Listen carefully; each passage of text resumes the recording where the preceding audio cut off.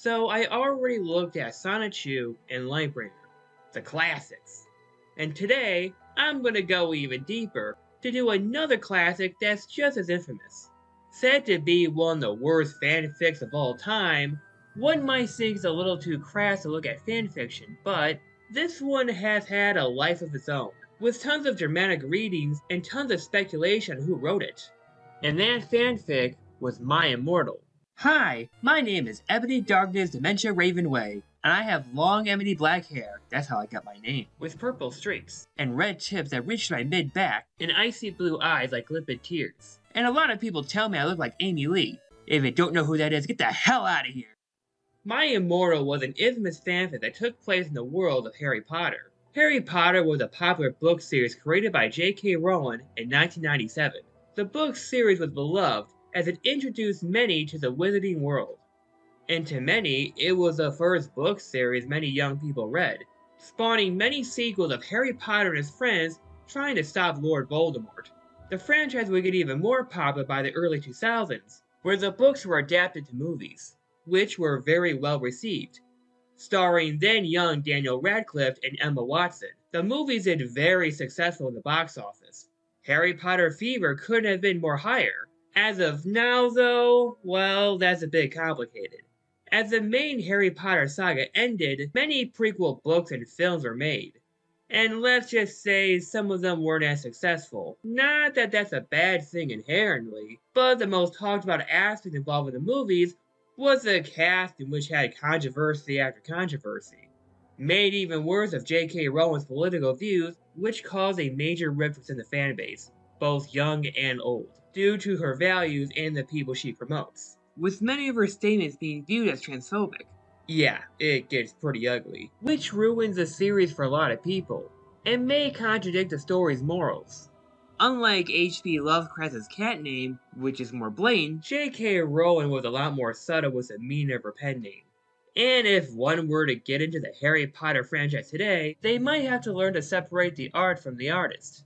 But all of these controversies made me want to look back into one of the fans' most loved and hated fanfictions. Now me personally, I never had a huge interest in the Harry Potter franchise.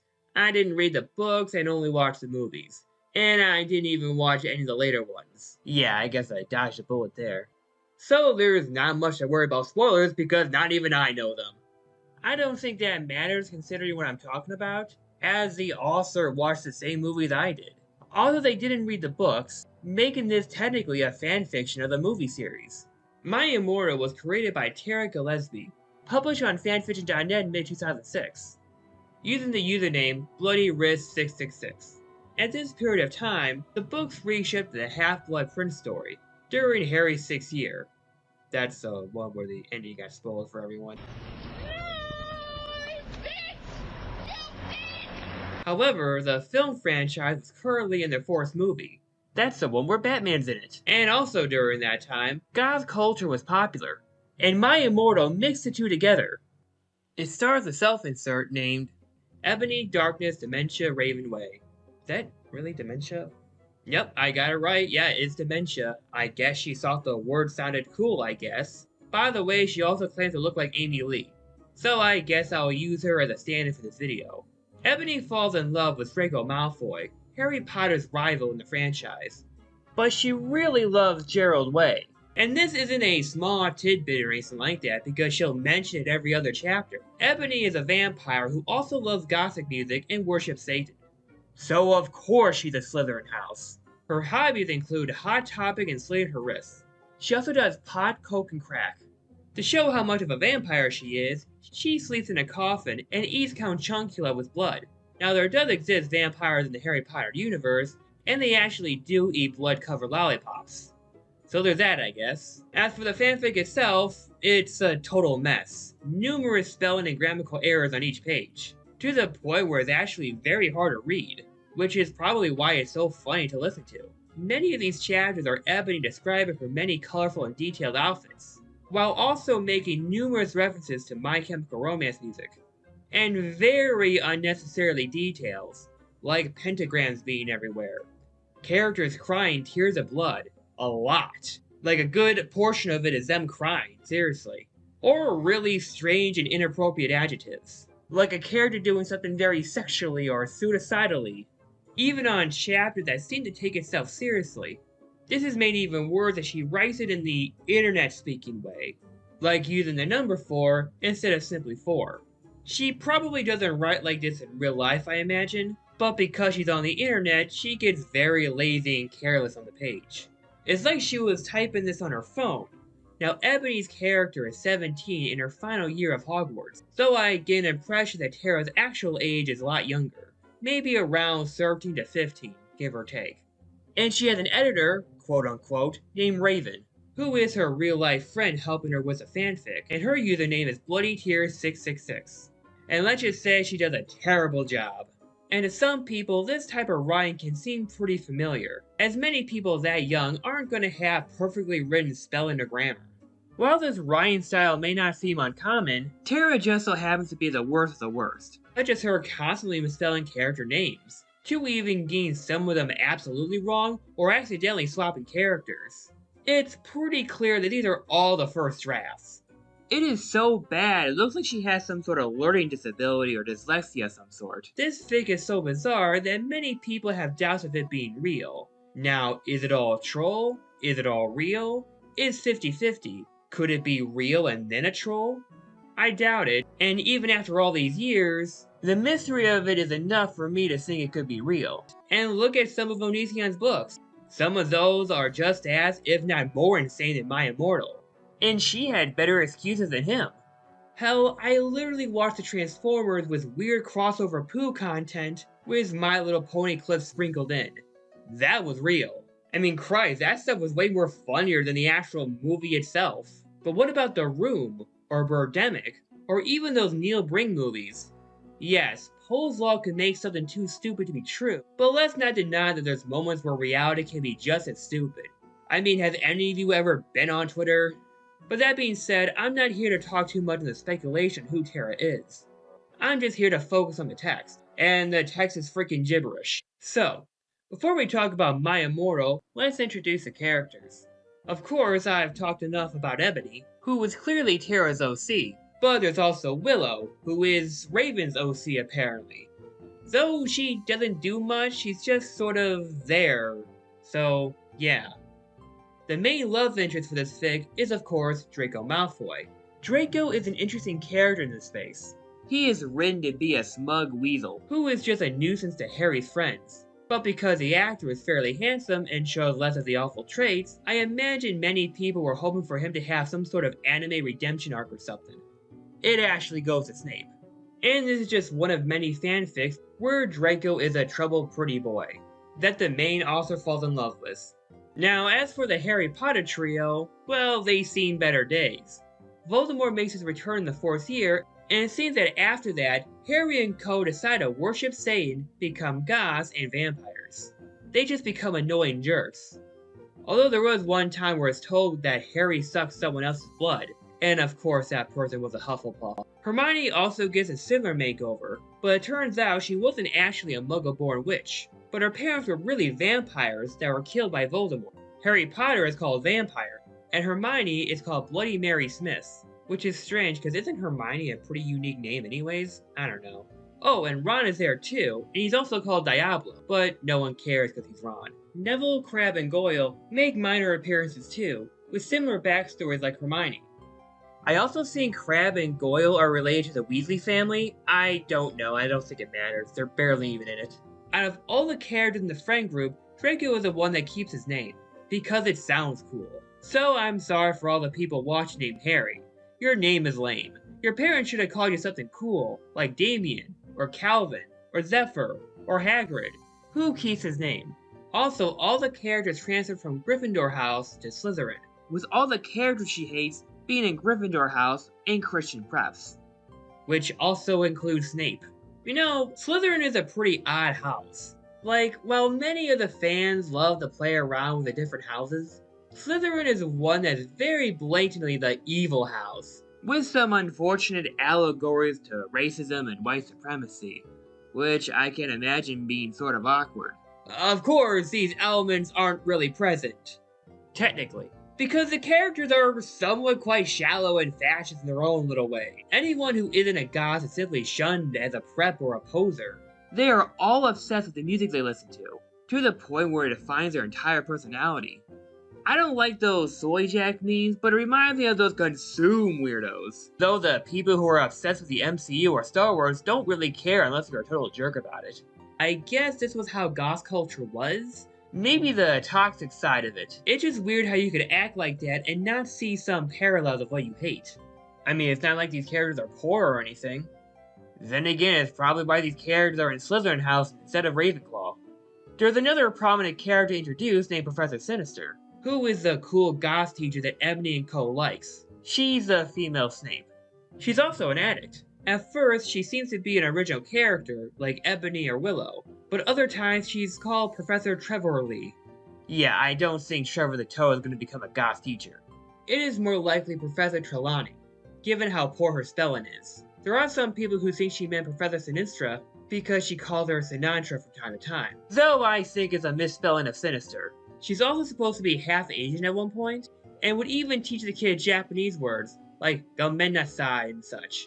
You look so kawaii, girl! The story starts with Ebony introducing herself, what she's wearing, and the music she likes. Not much happens except for her flipping off some preps, and getting encountered by Draco Malfoy. Many of these chapters are short, but the first one does leave a very big impression to reel the viewer in, so it's no surprise it's so popular. The first few chapters involve Ebony going on a date with Draco to see a good Charlotte concert with his flying car. There were some people who felt it was absolutely out of character for Draco, but she tried to claim it was just a matter of perspective, and I'm totally making this sound more rational than it actually is. But slowly we find out that many other characters are radically changed. In fact, we don't find out that Draco was a vampire until the 10th chapter. They have sex in the Forbidden Forest, but get interrupted by Dumbledore. What the hell are you doing, you motherfuckers? It was Dumbledore. Now for some, this is completely out of character, but remember, we are in the movies. The next day, Ebony discovered that Draco had a tattoo of Harry Potter's name, accusing him of two-timing her. Though, considering that Harry's name is Vampire, that would seem pretty vague. This would cause Ebony to have a scene during Vampire's potion class, with Draco half naked trying to stop her. But Harry tells her that Draco and him broke up only for her to get emotional again and run to the Forbidden Forest, only for her to meet Lord Voldemort.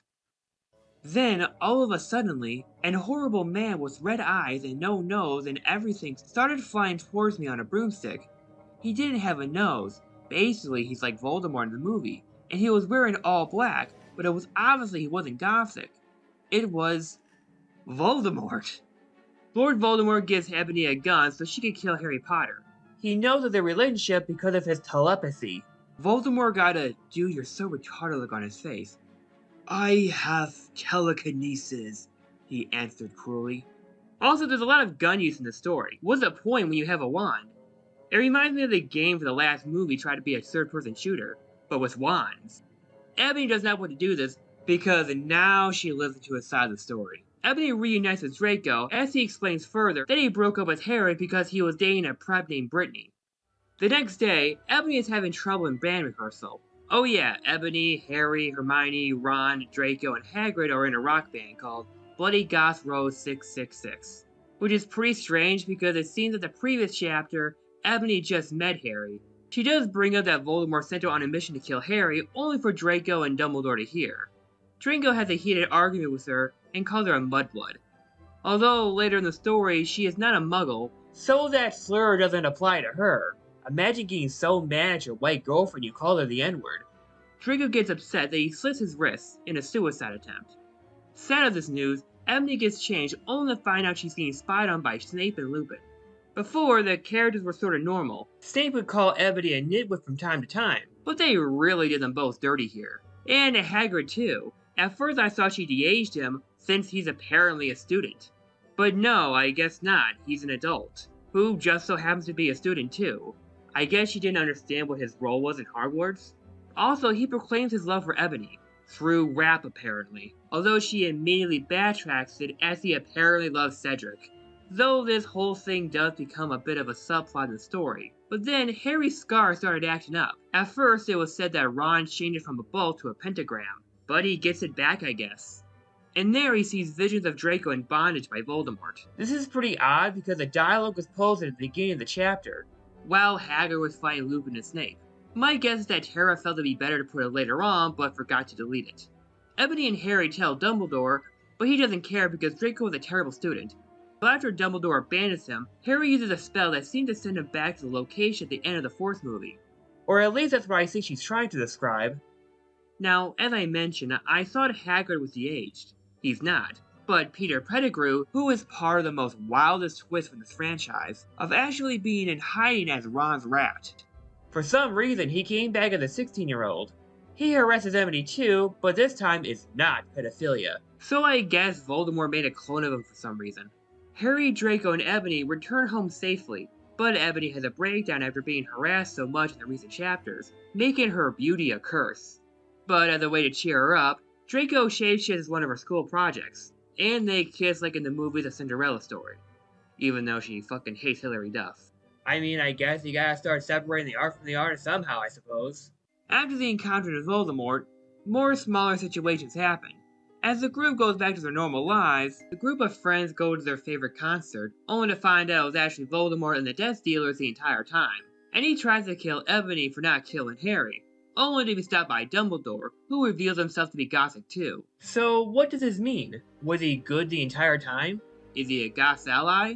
Was abandoning Draco just a ruse? Well, he turns out to be a poser, as there's tons of Hilary Duff posters all over the wall. So even though he saved her life, it doesn't matter because he's a prep. There's also a strange scene where Dumbledore tries to connect with Ebony, like what she's going to wear to the next concert. I don't know, it's just strange actually imagining this stuff. And then there's a very odd chapter where Draco goes, "No one understands me," which offends Ebony for some reason. She gets over it of course, but like, what? Oh, and Lupin asks Ebony for some condoms, but she rejects them. And she finds Lupin and Snape having sex, while Dobby is watching. So she films the two to blackmail him. Due to all the Voldemort shenanigans, the court, ran by Professor Umbridge, yes, that one apparently, deems Dumbledore too unfit to be the head of Hogwarts, on the account of being too old. So the word dementia sounds cool, but not actually having it. During the case, Dumbledore claims that only Ebony can truly kill Voldemort. That night, Ebony gets a vision of an unnamed black man killing Sirius Black and Lucius Malfoy. This part of the fic is pretty strange, but I'm just gonna put in Blade because I'm really getting sick of vampires now. Now, despite the praise he gave her, Dumbledore claimed that she is delusional. "Sire, our dads have been shot," Draco said while he whipped some tears from his white face. "Ebony had a vision in a dream." Dumbledore started to cockle. And how do you expect me to know that Ebony's not divisional? I glared at Dumbledore. "Look, motherfucker," he said angrily as Dumbledore gasped. "See, is that out of character?